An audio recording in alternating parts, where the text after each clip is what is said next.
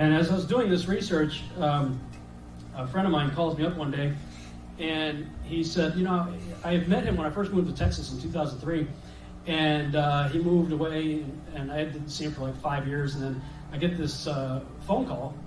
My friend, he was doing some research on, Googling Nephilim or whatever, and of course I've got a lot of videos and things out there, and he's like, well, I didn't know Rob was into that. So he calls me up and says, dude, I didn't know you were into the Nephilim. I'm like, yeah, I've been doing a lot of research on it and really been into it, most of my life, but just recently started writing about it. He goes, we gotta meet. I'm coming back to Texas. Let's go out to lunch. I said, okay. So we go out to a Cracker Barrel, and he gives me this skull right here, which I have it in my bag. I've since painted it. It was just white plastic. But it's a first-generation replica of the actual skull. It's a pretty famous skull, actually, from Peru.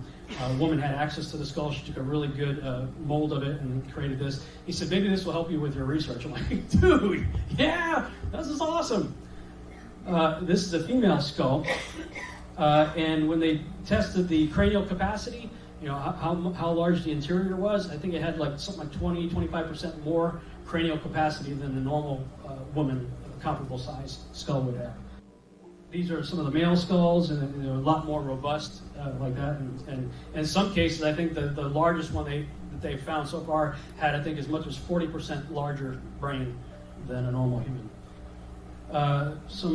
Somebody decided to take that skull and put clay on it and build up the muscle, facial features, and everything like that. Put fake skin on it to see what this person may have looked like, creating this model right here. So my question is then, if we've got characters like Akhenaten and Nefertiti and other people in Peru and everything else showing up pretty early in the timeline, could it be that the wives of Noah's sons didn't necessarily have to be giants?